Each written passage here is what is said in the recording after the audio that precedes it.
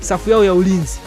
Kiukweli kumekuwa na mistakes nyingi ambazo zimekuwa zikifanyika, hasa kwa mlinzi wao wakati Shemalon Fondo ambaye aliwagharimu kwenye mchezo wao dhidi ya Bravos, lakini pia kwenye mchezo wao dhidi ya CS Fashion yeye ndo ambaye alitoa pasi boko ambayo ikaenda ikadakwa na mshambuliaji wa CS Fashion, akaenda akafunga ule mpira.